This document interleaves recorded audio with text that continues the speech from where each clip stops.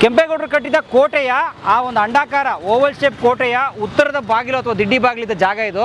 ಆ ಕೋಟೆ ಬಾಗಿಲ ಒಳಗಡೆ ಬರ್ತಾ ಇತ್ತು ಈ ಆಂಜನೇಯ ಸ್ವಾಮಿ ಗುಡಿ. ಕೆಂಪೇಗೌಡರಿಗೆ ಆವತ್ತಿನ ಅರಸರಾದಂತಹ ಅಚ್ಯುತರಾಯರು, ಅಂದ್ರೆ ಇವತ್ತು ಹಂಪೆಗೆ ಹೋದ್ರೆ ನಿಮಗೆ ಅಚ್ಯುತರಾಯ ಬಜಾರ್ ಅಂತ ಇದೆಯಲ್ಲ, ಆ ಅಚ್ಯುತರಾಯರು ಕೃಷ್ಣದೇವರಾಯರ ಮರಣದ ನಂತರ ರಾಜರಾದಂತಹ ಅಚ್ಯುತರಾಯರು 12 ಹಳ್ಳಿಗಳನ್ನ ಕೆಂಪೇಗೌಡರಿಗೆ ಕೊಟ್ಟರು.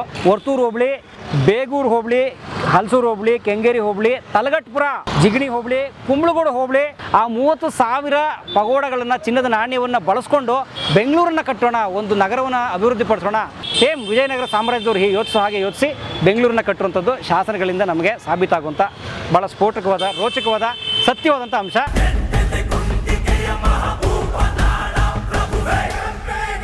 ಜೈಗೌಡರು ಮೊಮ್ಮಗ ಕೆಂಪನಂಜೇಗೌಡರ ಮಗ, ನಮ್ಮ ಹೆಮ್ಮೆಯ ಬೆಂಗಳೂರು ಕಟ್ಟಿದ ಹಿರಿಯ ಕೆಂಪೇಗೌಡರು ನಿಂತಿದ್ದಂತಹ ಜಾಗದಲ್ಲಿ ನಾನು ನಿಂತಿದ್ದೀನಿ ಸ್ನೇಹಿತರೆ.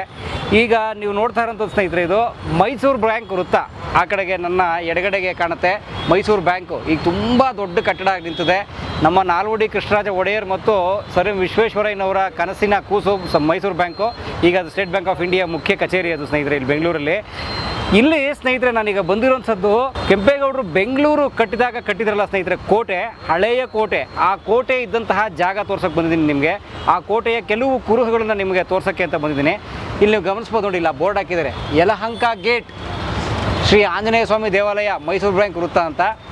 ಈ ಸ್ನೇಹಿತರೆ ಈ ಕೋಟೆ ಕೆಂಪೇಗೌಡರು 1537 ಜನವರಿ 14ರಂದು ಬೆಂಗಳೂರನ್ನು ಕಟ್ಟೋಕೆ ಏನು ಅಸ್ಥಿಬರ ಹಾಕಿ ಶುರು ಮಾಡಲ್ಲ ಚಿಕ್ಕಪೇಟೆ ಸರ್ಕಲ್ನಲ್ಲಿ, ಅದು ಕೋಟೆ ಒಳಗಡೆಗೆ. ಇದು ಕೋಟೆಯ ಬಾಗಿಲು ಸ್ನೇಹಿತರೆ, ನಾನು ನಿಂತಿರೋಂಥದ್ದು ಕೋಟೆಯ ಒಳಗಡೆ ಇತ್ತು.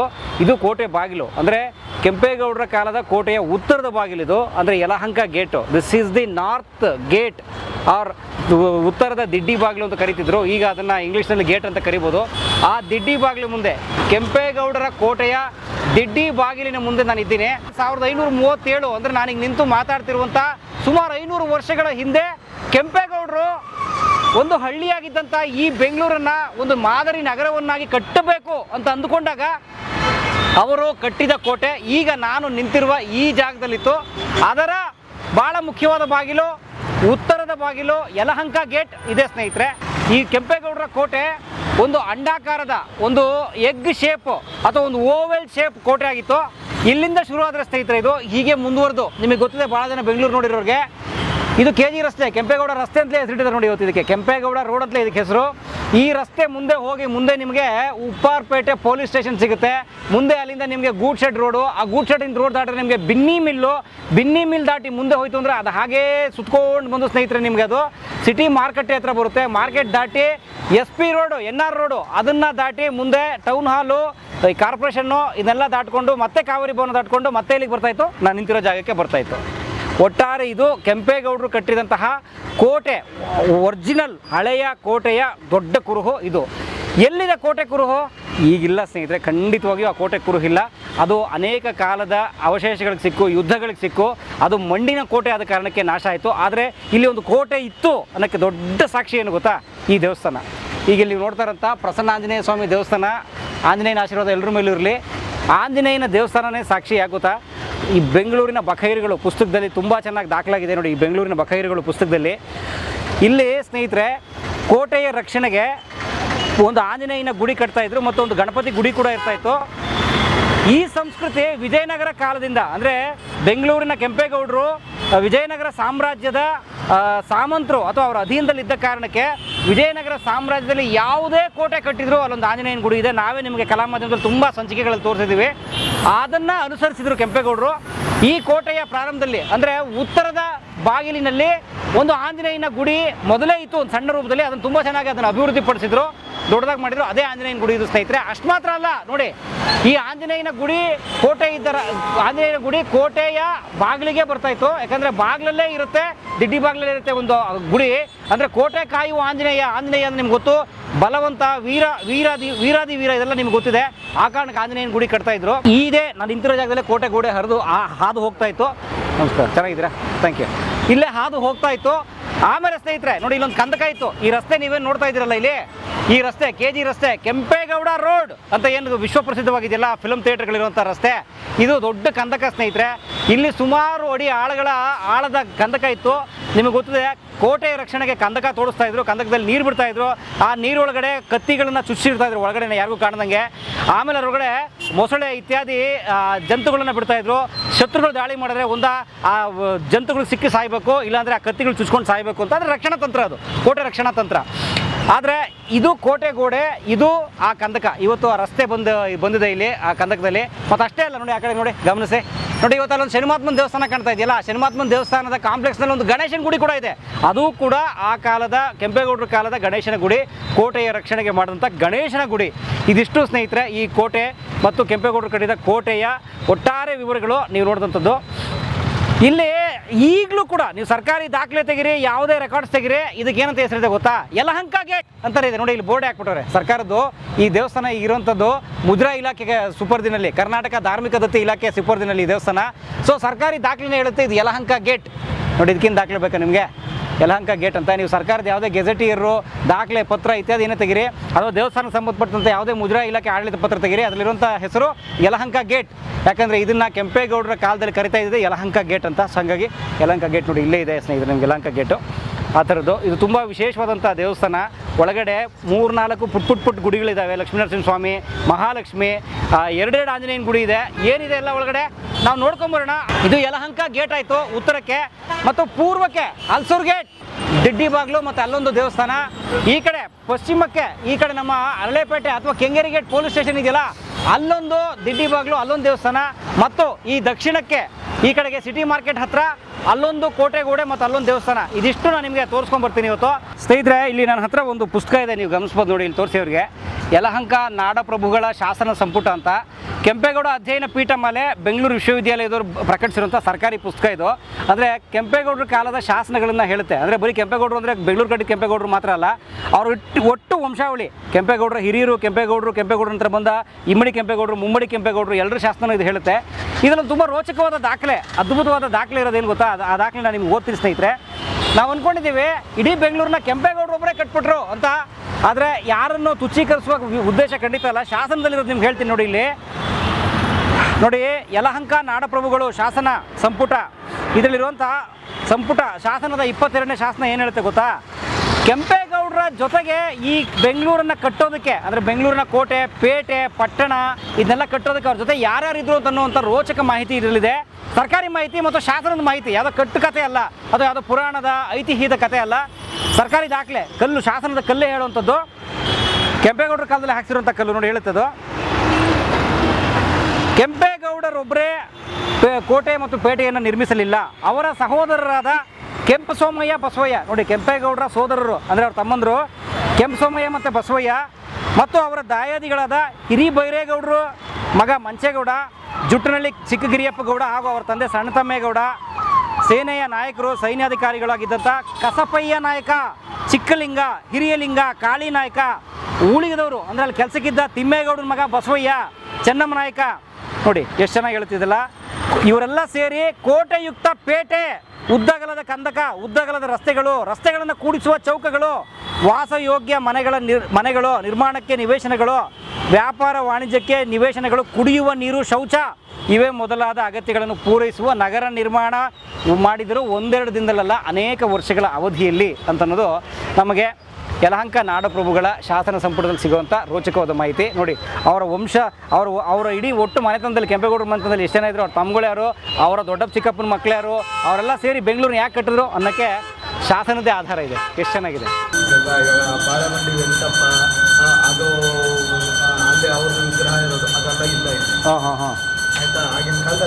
ನಿಮಗೆ ಗೊತ್ತಿದೆ, ಯಲಹಂಕ ಅವರ ಹಳೆಯ ರಾಜಧಾನಿ, ಕೆಂಪೇಗೌಡರ ಕುಟುಂಬದ್ದು ಮತ್ತು ಕೆಂಪೇಗೌಡರದ್ದು ಕೂಡ. ಕೆಂಪೇಗೌಡರ ಆಡಳಿತ ಶುರು ಮಾಡಿದಾಗ 1537ರಲ್ಲಿ ಬೆಂಗಳೂರನ್ನ ಕಟ್ಟೋದಕ್ಕೆ ಅಸ್ಥಿಭಾರ ಹಾಕಿದ್ರಲ್ಲ, ಯಾಕೆ ಈ ಜಾಗನ ಆರಿಸ್ಕೊಂಡ್ರು ಅನ್ನೋಕ್ಕೆ ಒಂದು ಬಹಳ ಅದ್ಭುತವಾದಂತಹ ಪ್ರಾಕೃತಿಕವಾದಂತಹ ಒಂದು ವಿಷಯ, ಒಂದು ಇತಿಹಾಸದ ಒಂದು ಪುಟದಲ್ಲಿರುವಂಥ ಒಂದು ವಿಷಯ ಇದೆ ಸ್ನೇಹಿತರೆ. ಇವತ್ತಿನ ಮೇಕ್ರಿ ಸರ್ಕಲ್ ಹತ್ರ ನೀವು ನಿಂತ್ಕೊಂಡ್ರೆ, ಮೇಕ್ರಿ ಸರ್ಕಲ್ನ ಆ ಕಡೆಗೆ ಅಂದರೆ ಹೆಬ್ಬಾಳದ ಕಡೆ ಹೋದರೆ ಆ ರಸ್ತೆ ಡೌನ್ ಹೋಗುತ್ತೆ. ಅದೇ ಮೇಕ್ರಿ ಸರ್ಕಲ್ ಮೇಲೆ ಬಂದರೆ ಅದು ರೋಡ್ ಅಪ್ಪು ಬರುತ್ತೆ.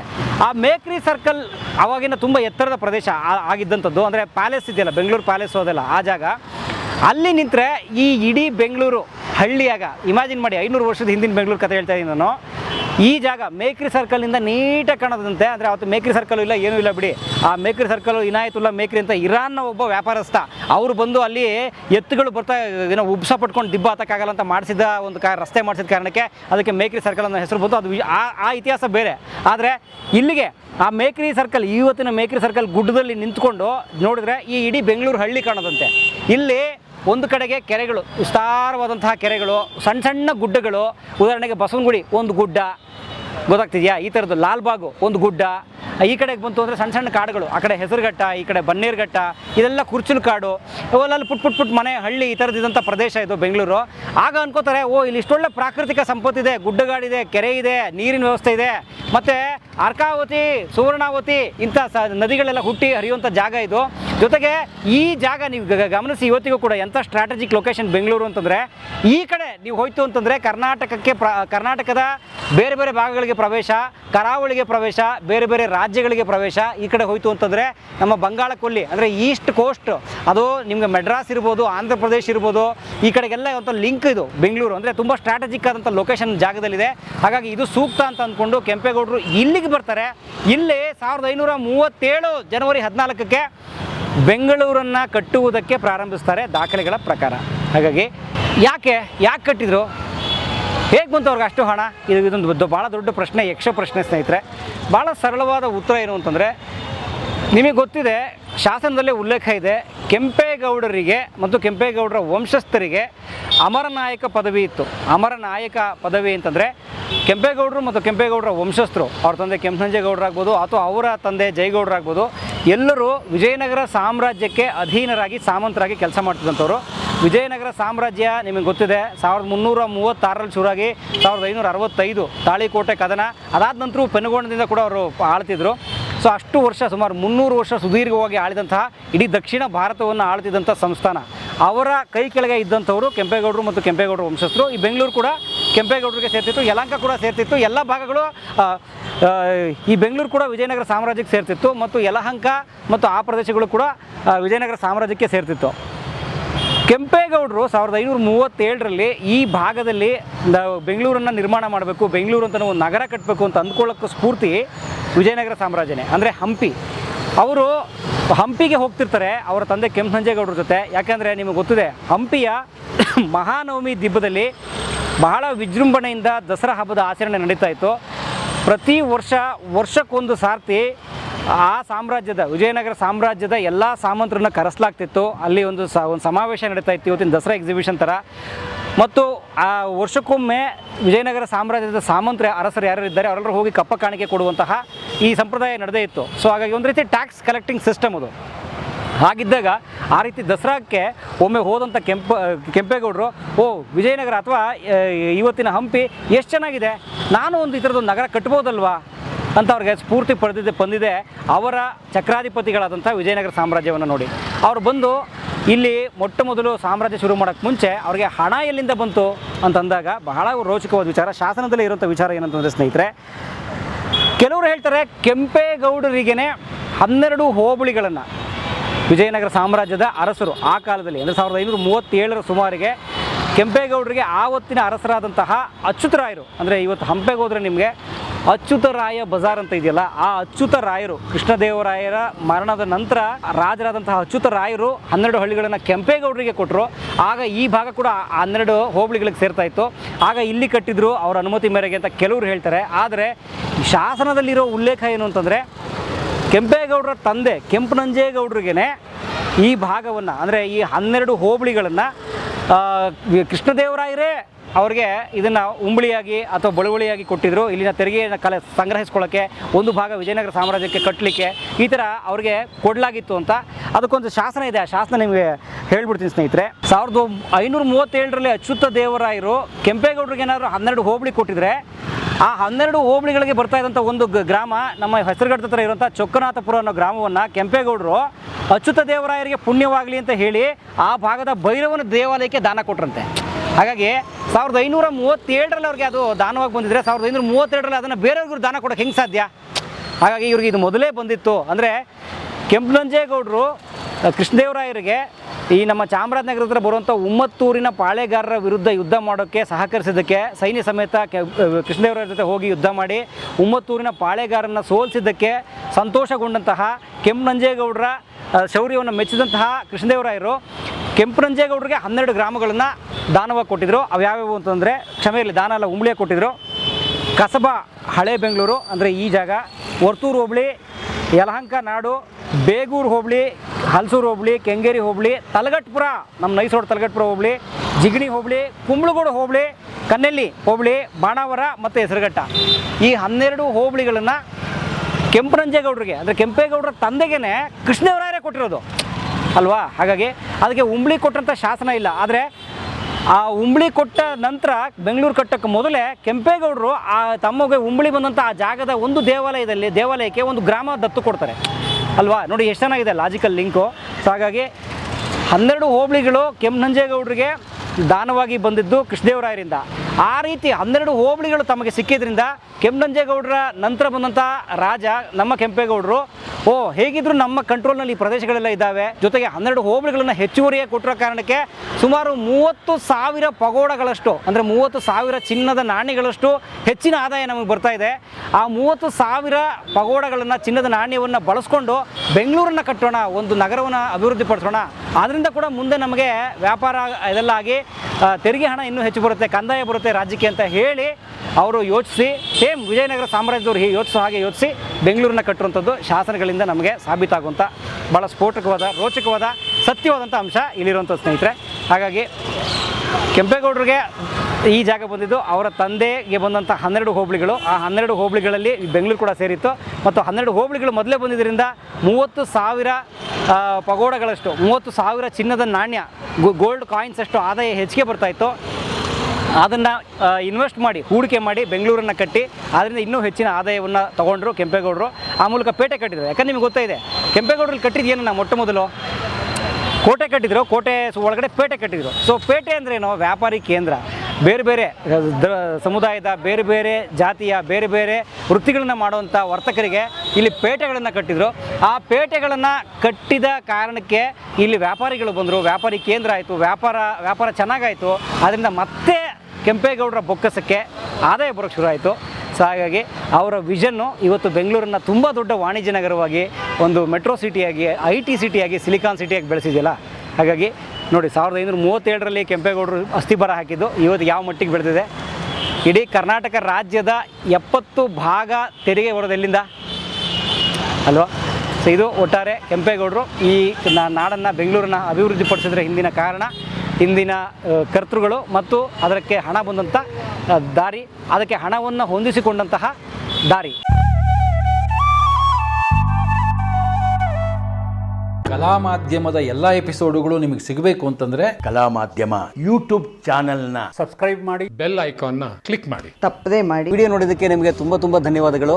ಪುಸ್ತಕಗಳನ್ನು ಓದು ಮನಸ್ಸನ್ನು ಅರಳಿಸುತ್ತೆ, ಬುದ್ಧಿಯನ್ನು ಚುರುಕು ಮಾಡುತ್ತೆ, ಕಾಣದ ಹೊಸ ಲೋಕವನ್ನು ಪರಿಚಯಿಸುತ್ತೆ. ಹಾಗಾಗಿ ಓದುವ ಸಂಸ್ಕೃತಿ ಹೆಚ್ಚಾಗ್ಲಿ. ಧನ್ಯವಾದ.